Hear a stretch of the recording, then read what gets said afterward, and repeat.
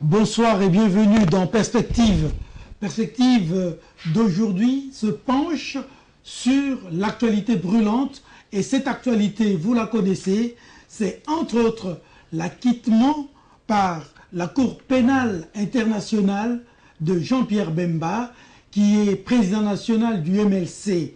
Est-ce que cet acquittement aura un impact sur le cours des événements politiques en République démocratique du Congo? C'est la question que je vais poser à mes invités.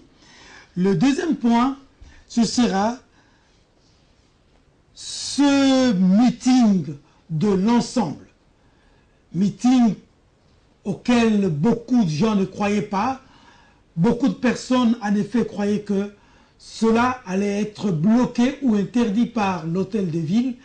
Mais l'hôtel de ville a autorisé la tenue de ce meeting et le meeting a bel et bien eu lieu.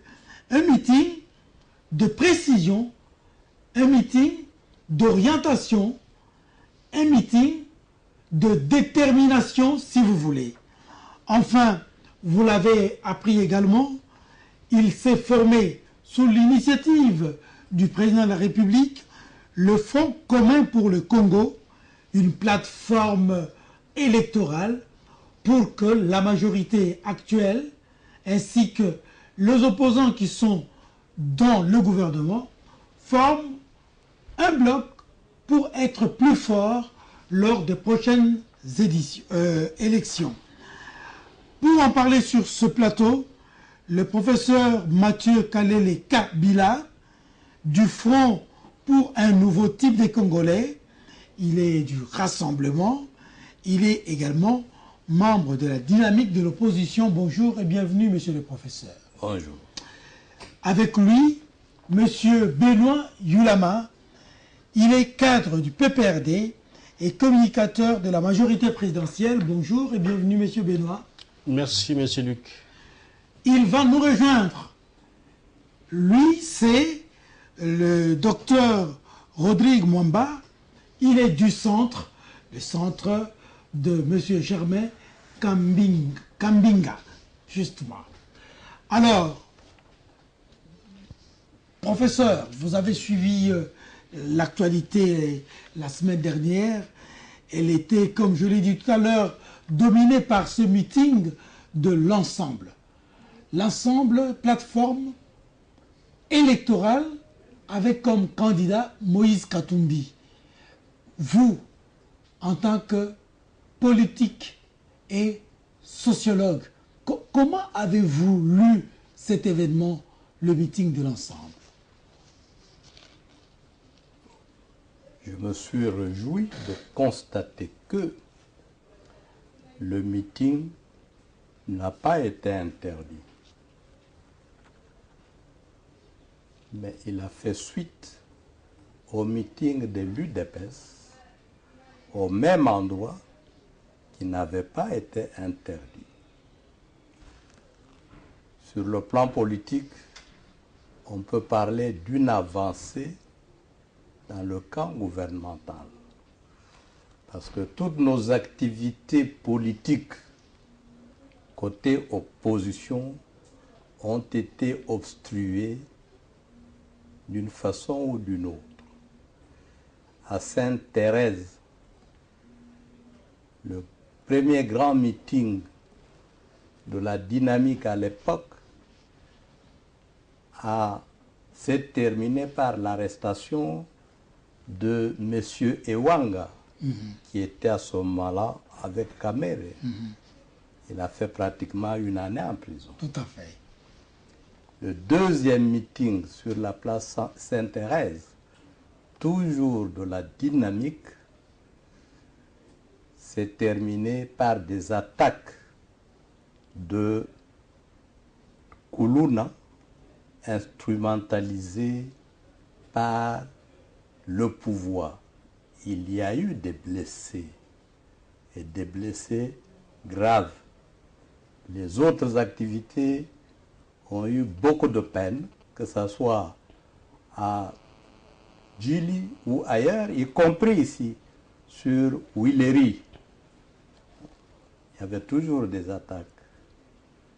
cette fois-ci, j'espère qu'on aura compris que la loi sur les manifestations politiques autorise les regroupements, autorise les meetings. C'est un aspect positif. J'espère qu'on va continuer dans ce sens. Alors, sociologiquement, est-ce que ces manifestations ont eu un impact sur la donne politique? Il faut apprécier avec le temps. Nous savons d'abord que quand l'ensemble se crée et mobilise beaucoup de gens, c'est en Afrique du Sud. L'ensemble faisait partie du rassemblement et fait toujours partie du rassemblement. Il se déclare plateforme électorale soutenant Moïse Katumbi comme candidat à la présidence.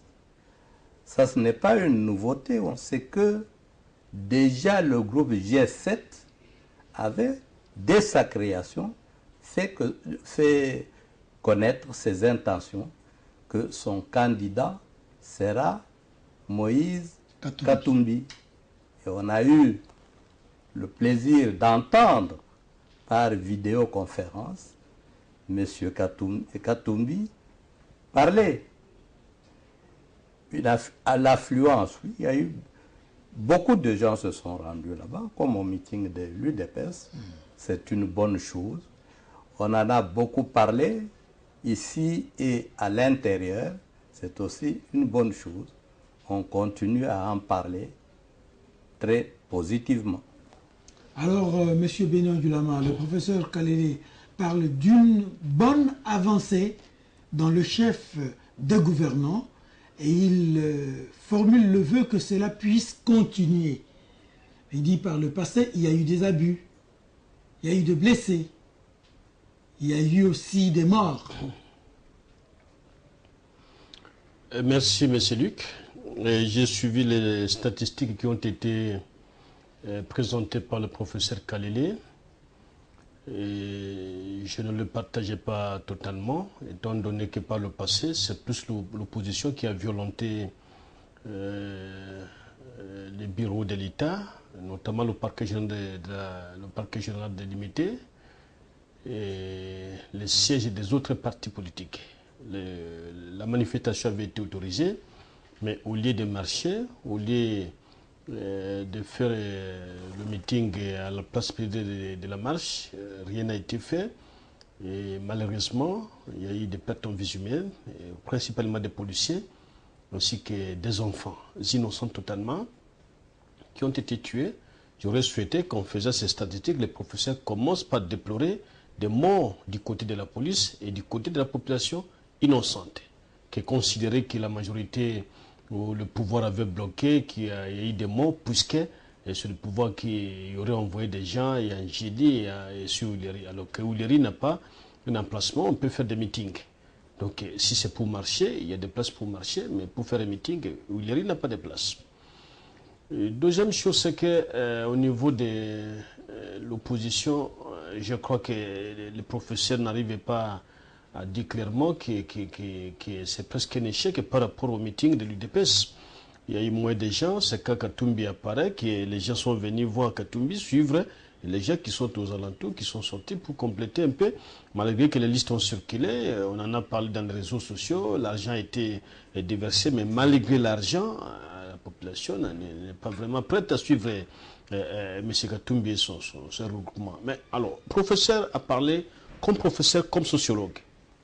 C'est son domaine, mais j'aurais souhaité qu'il démontre que sur le plan purement sociologique, avant qu'on annonce la candidature, il y a d'abord des étapes. Il faut que le candidat autoproclamé d'aujourd'hui passe par regrouper les partis politiques qui partagent sa vision politique, mais ce n'est pas le fait que le G7 est né aujourd'hui. Le G7 déclare déjà Katumbi comme président, un candidat président de la République, sans avoir consulté la base. Alors ça, je ne sais pas quelle expression, en tant que sociologue, peut-il coller à cette situation où il n'y a que les dirigeants qui parlent et la base n'est pas consultée? Et ça, il y a un décalage entre ce que nous pensons au niveau de la base et ce que les autres sont en train de dire. Tandis que chez nous, régulièrement, généralement, c'est la base qui s'exprime et nous prenons ce que la base a exprimé et nous l'amenons au niveau de la superstructure. Mais malheureusement, chez eux, c'est l'inverse. J'entendais qu'ils disent en tant que professeur qu'en suivant ses propres théories qu'il enseigne à ses étudiants, suivant Montesquieu, en suivant Karl Marx, ou tous ces auteurs-là, où chacun y a apporté une contribution, soit en psychologie, soit en sociologie, soit en philosophie, et qui disent, bon, voilà, par rapport à cette donne, cette réalité n'a pas été, en tout cas, des mises. Alors, maintenant, on a toujours décrié que la majorité paye des gens pour aller dans les meetings, mais vous en avez aussi payé, mais comment vous n'avez pas fait le plein, puisque la majorité a réussi à remplir le stade des Martyrs, qui a environ plus de 100 places. Qu'est-ce qui n'a pas marché?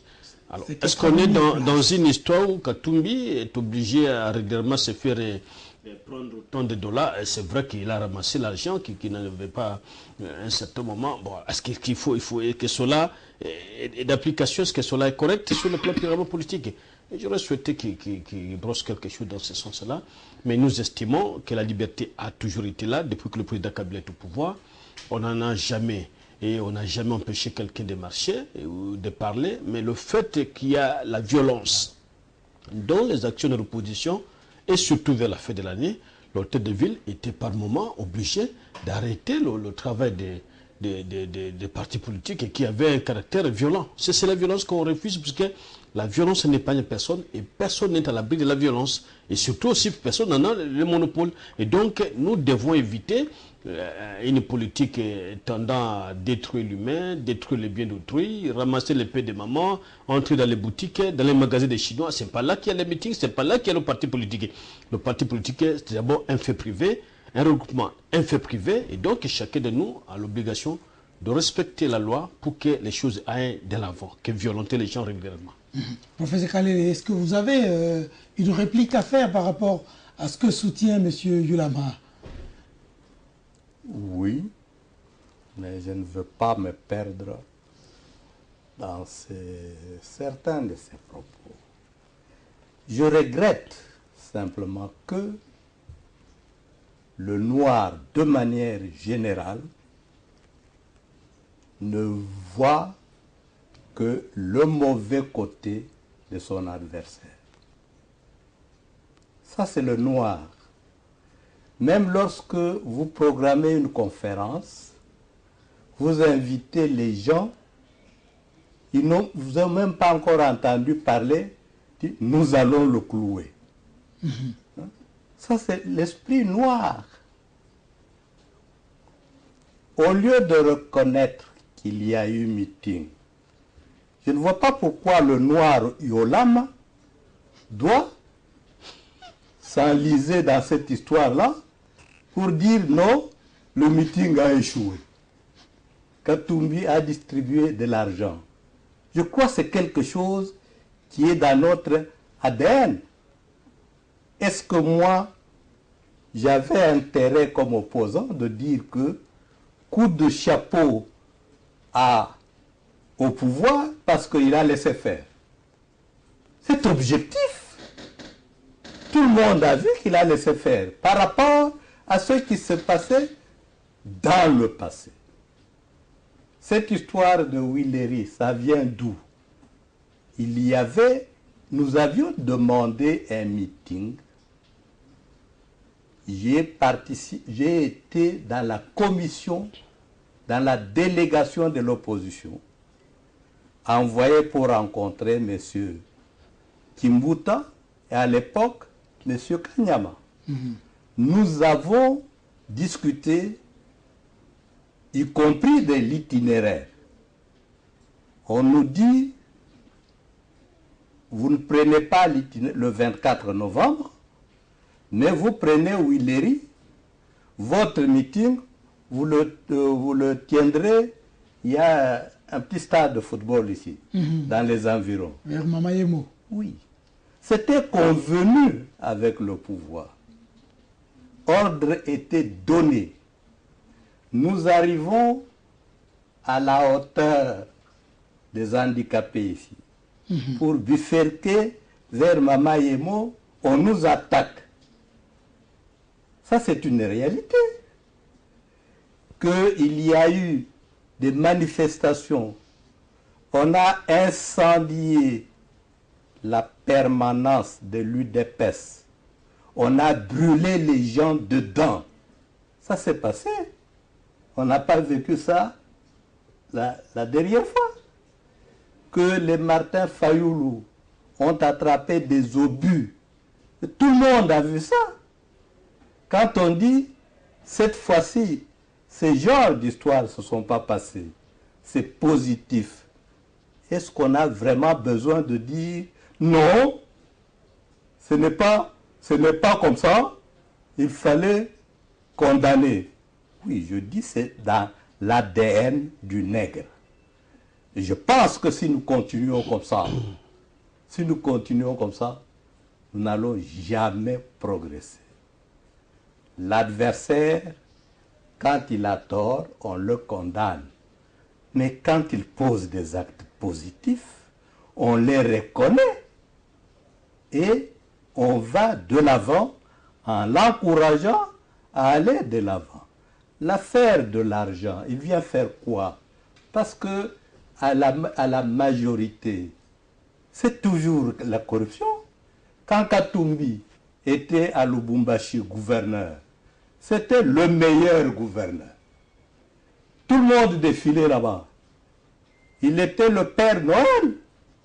Dès qu'il dit « je quitte la majorité », il devient le diable. Non, les autres aspects, je ne veux pas me perdre là-dedans, au risque de me rendre ridicule devant les auditeurs. Le meeting de l'UDPS a réussi, sans incident, coup de chapeau. Le meeting qui a suivi sur la même place de Sainte-Thérèse, de l'ensemble, a réussi, coup de chapeau. Allons dans le même sens, y compris pour les policiers. J'ai vu également vendredi, j'étais de ce côté, lorsque on annonce l'acquittement de Jean-Pierre Bemba, je crois qu'on va y revenir. Tout à fait. Des foules sortent de manière spontanée d'un peu partout, en train de crier leur joie. On a craint en voyant des jeeps de policiers. Mais fort curieusement, toutes ces jeeps que moi j'ai vus, c'est des policiers qui encadraient les Congolais qui se réjouissaient. Jusqu'au siège du MLC. C'est positif. C'est ça que l'on voudrait. Alors, monsieur Yulama, est-ce que vous avez saisi le sens de, j'allais dire, de la précision que les professeurs viennent de donner? Bon, moi je ne crois pas que le professeur a donné une précision. Il nous a plongé dans la philosophie de Léopold Sédar Senghor. Je ne suis pas un émotif et moins encore un nègre dans le sens qu'il est en train de donner. J'ai souhaité réfléchir. Une réussite au niveau de la mobilisation, une réussite au niveau du message, ou une réussite plus que le pouvoir à laisser et marcher. Ça, c'est lorsqu'on dit réussite, tout court, c'est très vague. On ne sait pas quelle est la précision qu'il faut donner. J'aurais souhaité qu'ils disent que, bon, par rapport, par exemple, à la majorité, nous avons régné grand monde. Par rapport à l'UDPS, nous avons régné grand monde. Et par rapport à l'UDPS, le propos que nous avons tenu, ils ont commencé la campagne électorale en violation de la loi électorale. Lorsqu'on donne déjà les programmes, le budget qu'on va récolter, ce n'est plus le meeting. Alors que le meeting actuel ne devait avoir qu'un caractère mobilisateur pour dire aux autres, nous sommes là, nous avons accepté la démocratie, nous devons tous aller aux élections. Voilà le message que moi j'entendais d'une manière tout à fait concrète. Que dire que oui, réussite, je ne sais pas, comment le professeur a coté cette réussite, il est enseignant. Alors, maintenant, Je ne partage pas le point de vue de Senghor, parce que lui-même qui a insulté les nègres, il s'est marié à une Française. Alors, je suis plus de l'école de mes Césaire, un homme qui avait aussi sa manière de voir la société. Si je tenais à ce que le professeur soit purement dans la philosophie générale, c'est plus que j'estimais qu'il avait tout son savoir pour pouvoir parler au lieu de tomber dans les terrains éminemment politiques. Alors, ils ont parlé, nous entendons le résultat. Si certainement les gens ont compris ce que Katumbi a parlé, parce qu'il a parlé dans une langue que nombreux de Congolais ne connaissaient pas. Alors, c'est un peu cela. Cette évaluation-là, elle est normale. Que dire que, est-ce que nous avons empêché? Au contraire, nous encourageons que les gens marchent, que les gens parlent, mais qu'on ne violente pas, qu'il n'y ait pas la violence. On a cité le siège de l'UDPS, mais moi je cite aussi la Ligue du PPRD au niveau des limités, qui n'a jamais, qui a été brûlé les gens, des policiers, brûler les archives du parquet général de Kinshasa m'a été brûlé pour produire un jugement. C'est un travail intellectuel de haute facture. Et quand on brûle le parquet, je ne sais pas si le professeur ne peut pas voir que c'est un aspect négatif. C'est bien de féliciter le pouvoir, l'auteur de ville, pas nécessairement le pouvoir, c'est l'auteur de ville qui a fait son travail conformément à la loi. Mais il faut souligner que la violence n'est pas une bonne chose, que nous devons tous condamner la violence. Moi, c'est cet aspect-là que je souhaiterais attendre son intervention. Mais aussi, alors, si j'ai évoqué la question d'argent, c'est puisque c'est une évaluation d'une manière globale. Le professeur se demande, mais qu'est-ce que ça vient chercher là? Oui, mais ce que ça cherche, c'est de dire qu'on n'a pas la capacité de mobiliser. Bien qu'il y ait de l'argent, les gens ne sont pas en faveur de leur candidat autoproclamé qui n'a pas suivi le processus normal qu'on peut suivre lorsqu'on est dans un parti politique ou un regroupement. Alors, somme toute, pour vous, la sortie de l'ensemble, est-ce c'était une réussite ou est-ce c'était un échec? Est-ce c'était une bonne chose pour notre démocratie ou une mauvaise chose? Bon, je prendrai une seule assertion parmi les trois, une bonne chose pour la démocratie, puisqu'ils se sont exprimés.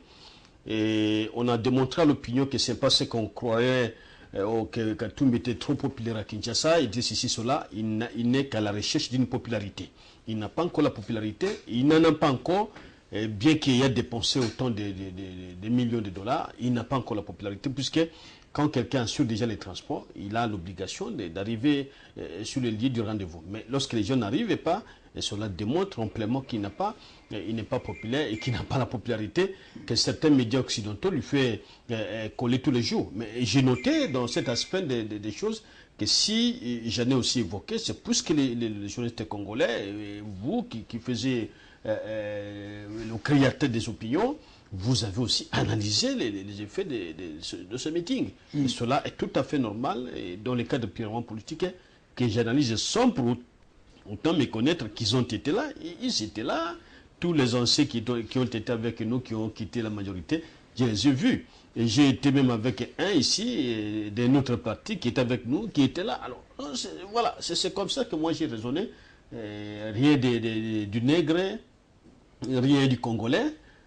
Moi j'ai réfléchi, j'ai étudié avec certains Européens, je n'ai pas vu la couleur, comment la pu triompher par rapport à nos petites idées. Et parfois, de la première année jusqu'en 5e année, ils n'ont jamais fait plus de 60%. Ok, je crois que là-dessus, si le professeur le désire, il va revenir.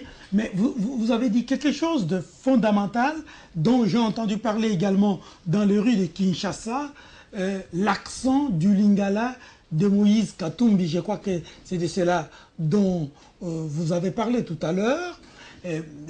Pas un Lingala très propre, mais les gens se disaient, mieux vaut ce Lingala-là que rien. Rien, c'est-à-dire, M. Joseph Kabila n'a jamais réussi à tenir un meeting s'adressant aux Congolais avec ce que vous avez appelé un Lingala que les gens n'ont pas compris. Mais les gens dans la rue disent, mieux vaut cela plutôt que rien. Au contraire, ils seront surpris. Le président Kabila communique en Lingala. C'est vrai qu'en termes de meetings, il n'y en a pas eu assez à Kinshasa. Le président Kabila n'a pas eu assez de meetings à Kinshasa. Mais le président Kabila parlait très bien le lingala. Mais je peux dire à l'opinion publique qu'il y a des professeurs, des collègues du professeur Kalilé qui sont plus de 20 ans, 30 ici à Kinshasa qui n'ont jamais parlé le lingala. Qui sont congolais. Il est là, ils peuvent en témoigner. S'il souhaiterait qu'il ici c'était, il serait obligé de le faire. Et donc, ce n'est pas une condition sine qua non pour communiquer, mais nous estimons qu'en dehors du Swahili, le lingala, c'est la deuxième langue nationale la plus parlée à travers le territoire national, et surtout là où les administrations ont été purement militarisées, et aussi la capitale. Et donc, rassurez-vous que d'ici peu, le président Kabila va parler en lingala, mais M. Katumbi n'est pas le challenger du président Kabila. Parce que c'est un homme qui a des antécédents judiciaires. Je ne vois pas devenir candidat président de la République. Ils peuvent continuer à rêver. Nous sommes en démocratie, c'est tout à fait normal. Mais Katumbi a fait des valises pratiquement déjà 6 mois. Je ne sais pas depuis quand. C'est le français. On dit je fais des valises. Cela sous-entend que je peux partir dans 2-3 jours. Mais curieusement, on faisait des valises et c'est presque déjà une année. Voilà. Très bien. Vous allez peut-être réagir après, hein, parce que vous avez dit deux choses qui me semblent contradictoires. Vous dites, M. Kabila parle très bien lingala, mais vous dites en même temps que bientôt, M. Kabila va parler en lingala. Et alors, il va parler, c'est-à-dire à Kinshasa, il n'y a pas eu de meeting. Le président Kabila n'a pas encore parlé à Kinshasa dans les meetings. La dernière fois qu'il devait intervenir, c'est lors des événements malheureux de 2011. Et donc, rassurez-vous que le président Kabila va parler et vous l'entendrez parler en lingala. Et nous serons tous des accords. Très bien. Je vous disais tout à l'heure que nous attendions le docteur Mwamba du centre. Il est centriste de Germain Kambinga, c'est ça? C'est exact. Et il est effectivement arrivé sur le plateau. Nous sommes en train de parler de la sortie de l'ensemble. Le professeur Kalele Kabila dit qu'il y a eu une avancée, c'est-à-dire un pas positif marqué par le gouvernement sur place, n'ayant pas interdit ce meeting, autant il n'a pas interdit le meeting de l'UDPS qui a précédé, et que c'était une bonne chose. Enfin, Monsieur Yulama disait que les professeurs auraient pu souligner le fait que les gens qui se sont déplacés ont été corrompus, ils n'ont pas été nombreux, et ainsi de suite. Les professeurs ont tenté de balayer tout ça. Et vous, au centre, comment avez-vous lu la sortie de l'ensemble? Non, nous pensons que c'est une avancée sur le plan de la démocratie. Comme l'a dit le professeur Mathieu Kalele. Étant donné que maintenant les activités politiques, mais beaucoup plus à Kinshasa, en tout cas beaucoup plus à Kinshasa qu'à l'intérieur, ces manifestations sont permises. Et bon, s'il y a eu de l'argent qui a circulé, je crois que ce n'est pas Katumbi qui invente la formule. Cette formule-là. Hein, on sait très bien de quel camp cela est né. Mais nous soulignons simplement que l'absence de M. Katumbi, nous pensons pour notre part que tous les enfants du Congo qui prétendent participer au processus électoral doivent être présents. Cela va dans le sens de la décrispation politique qui est très cherchée et qui, par l'accord de la Saint-Sylvestre, qui malheureusement aujourd'hui est jetée aux oubliettes. Nous insistons donc sur l'inclusivité du processus électoral lui-même. Nous aurions souhaité qu'il soit sur place et peut-être que la mobilisation qu'il y a eu, ça allait être autre chose que ce qu'il y a eu ce samedi-là. Dans l'adresse de M. Moïse, dans une langue que M.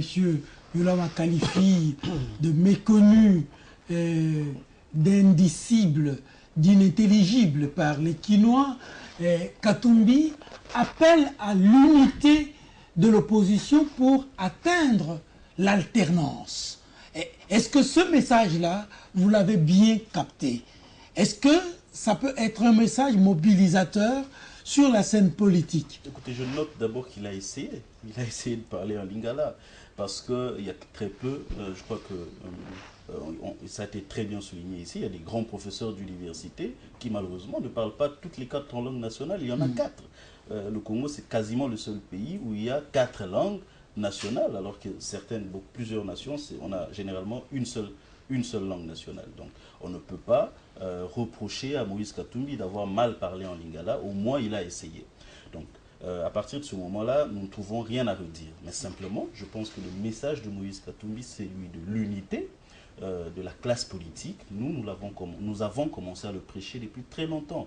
Donc nous estimons qu'il faille aller dans ce sens-là. Permettre, encore une fois, nous insistons là-dessus, à ce que tous les enfants du Congo participent au processus électoral. Voilà notre position. Alors, professeur, nous passons au second point, c'est l'acquittement par la Cour pénale internationale de Jean-Pierre Bemba. Est-ce que vous, une fois de plus, en tant que politique et sociologue, entrevoyez-vous les impacts de cet acquittement sur l'évolution du fait politique ici chez nous? Permettez que je précise quelque chose. Allez-y. Dans l'intervention de M. Yolama. Le professeur Kalele n'est pas membre de l'UDPS. Le professeur Kalele n'est pas membre de l'ensemble. Tout à fait. C'est de manière tout à fait objective qu'il apprécie l'action de ces deux plateformes. Le professeur Kalele n'est pas membre du PPRD, mais il a émis un point de vue, un avis positif sur le comportement actuel, du moins en rapport avec les deux meetings sur le PPRD. 3. On nous dit que Joseph Kabila est congolais. C'est un président de la République. Ça fait plus de 15 ans qu'il pilote. Moi, je ne l'ai jamais entendu parler en lingala ici. C'est une faille. Dit, il parlait très bien. Non, d'accord. Très bien. Peut-être quand il parle en chambre. Mais nous parlons ici du public. S'il parle en chambre, chez eux au PPRD, en lingala, mais nous aimerions qu'il sorte sur la place publique et il parle en lingala. C'est un reproche qu'on lui fait. Si c'est une faille, il doit la surmonter. Katumbi n'est pas encore président de la République. Il est né au Katanga, il a grandi au Katanga, il parle le Swahili. Et il a fait un effort pour parler en lingala. Mais à plusieurs reprises à l'Est, Kabila parle en lingala. Dans les meetings à l'Est, il parle en lingala. 15 ans, je crois qu'on peut parler lingala. Soit c'est une parenthèse. Ce n'est pas ça le plus important. Sinon, nous allons faire un débat du coq à l'âne. Tout à fait. Le professeur est malheureusement un professeur de méthodologie. Il s'agit d'apprécier le fait meeting et il donne la réponse en rapport au meeting. Maintenant, le professeur va donner son point de vue en rapport avec l'acquittement de Jean-Pierre. Il n'est pas encore libéré. Il est acquitté pour l'accusation principale de violation de droits de l'homme, de crimes contre l'humanité. Il doit encore être entendu pour subordination des témoins. Tout à fait.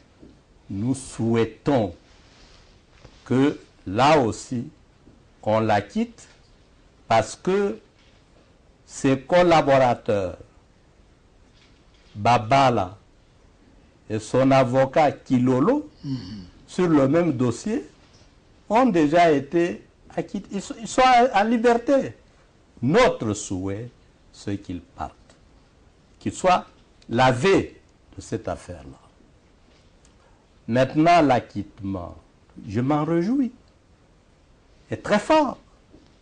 Mais vous permettez que je rappelle un certain nombre de petits faits. D'abord à M. Yolama, je conseille que, comme intellectuels, nous devons faire un effort pour cesser de raisonner par procuration. Tel blanc a dit, tel blanc a dit. Nous avons des cerveaux qui fonctionnent. Apprenons à dire ce que nous avons pensé nous-mêmes.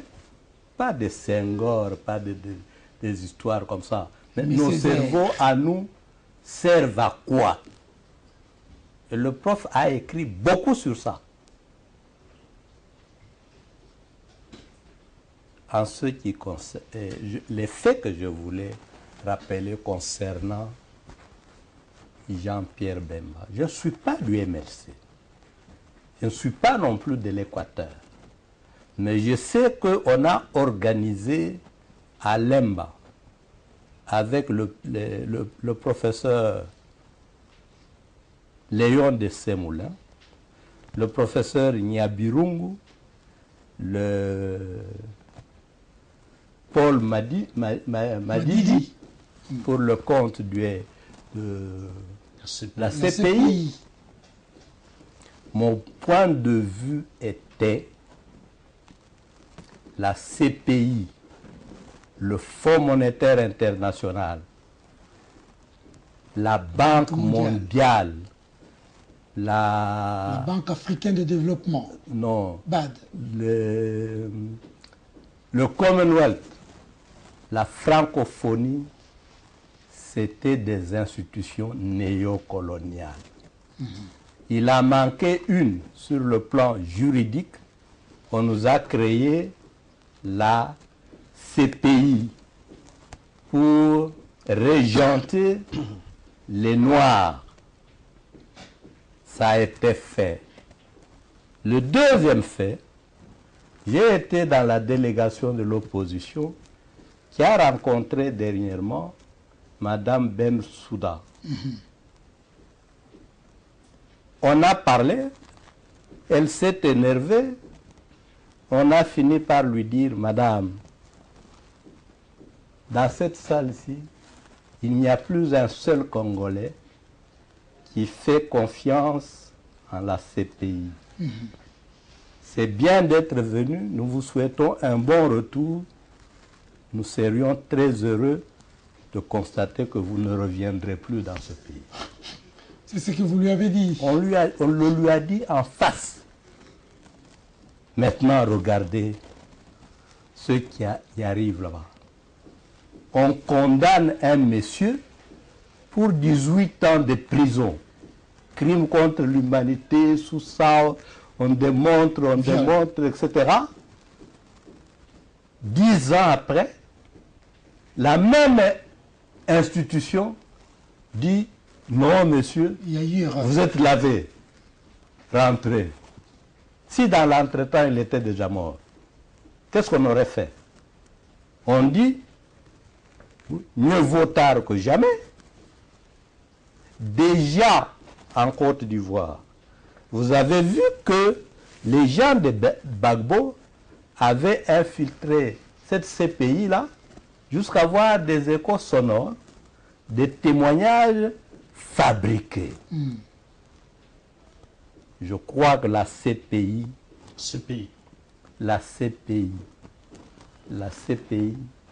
a été plus politique que juridique, que judiciaire.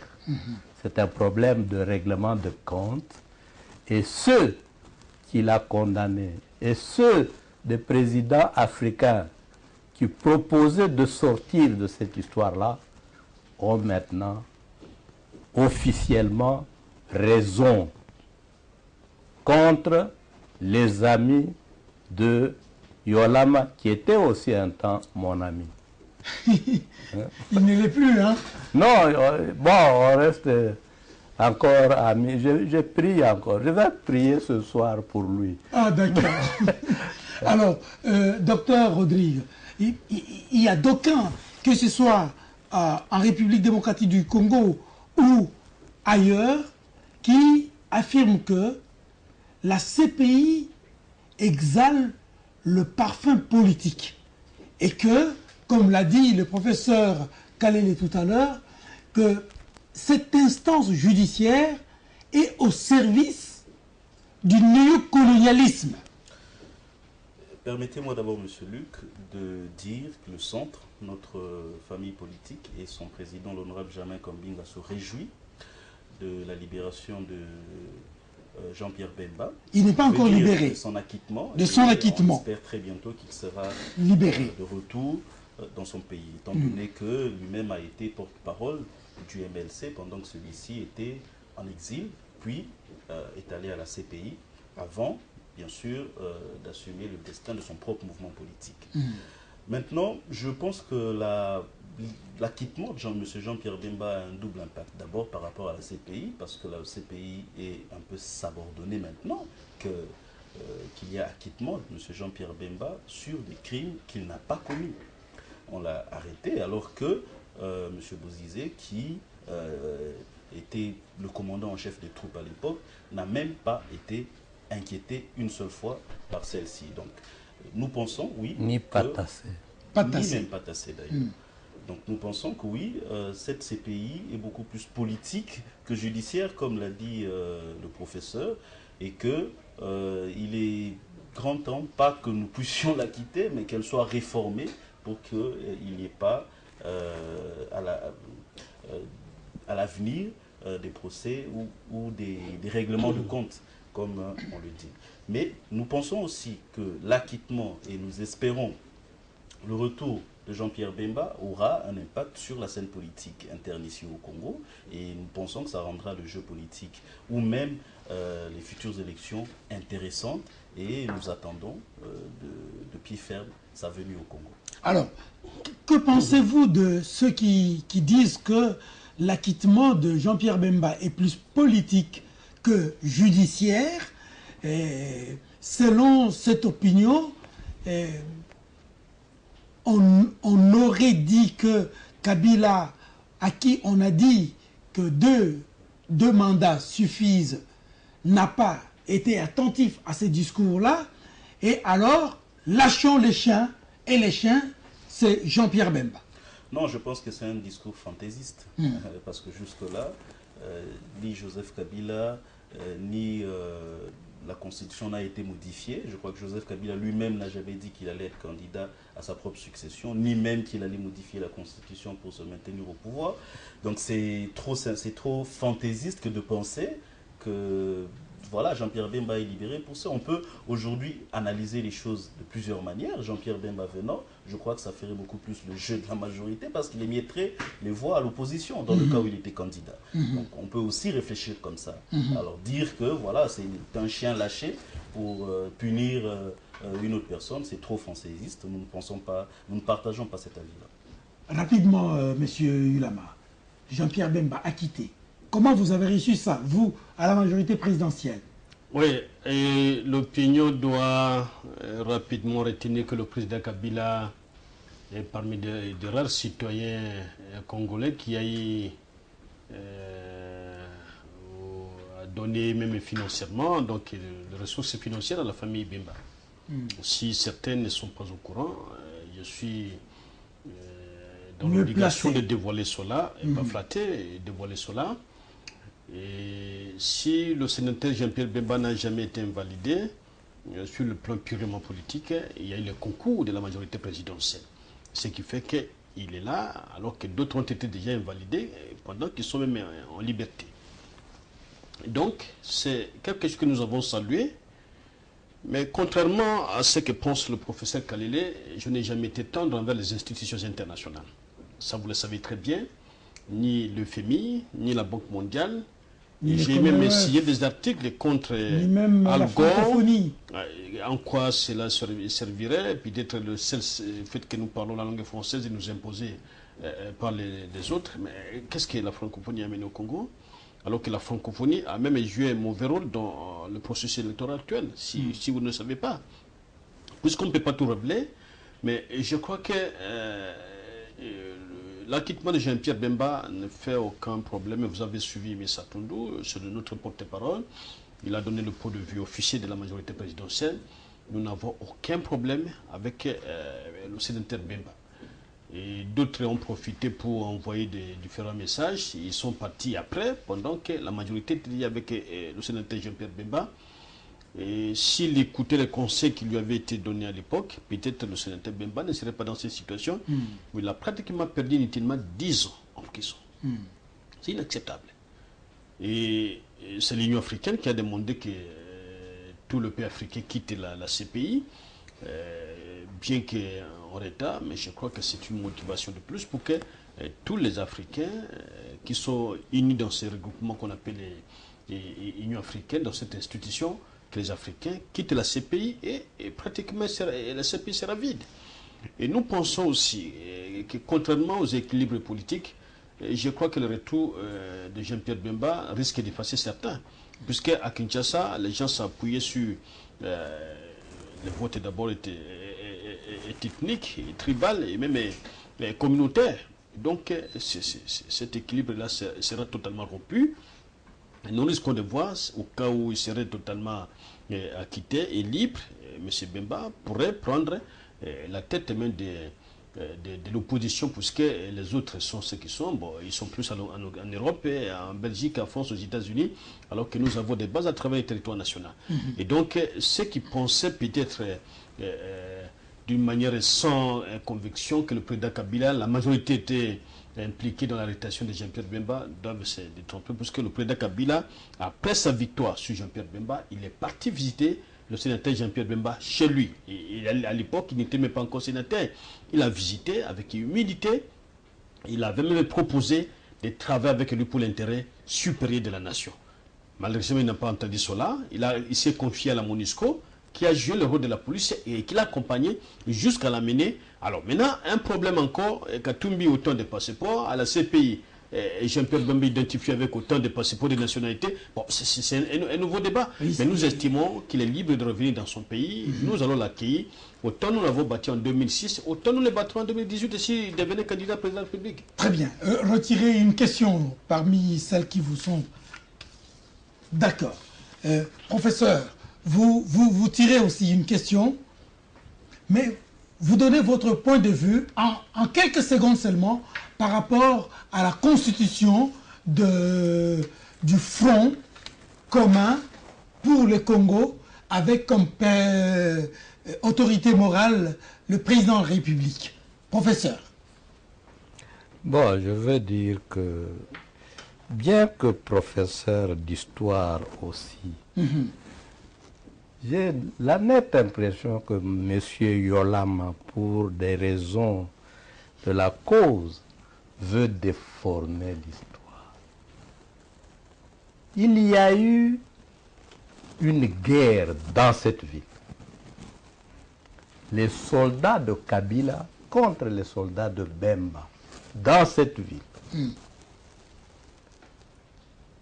Et que Bemba a été protégé par la MONUSCO dans cette ville. Que c'est sous l'escorte de la MONUSCO qu'il a pu regagner Ndjili sur insistance du professeur Samba Kaputu. D'heureuse mémoire. D'heureuse mémoire. Il n'était pas question que Kabila l'épargne. Il disait, il voulait me tuer, je lui règle les comptes.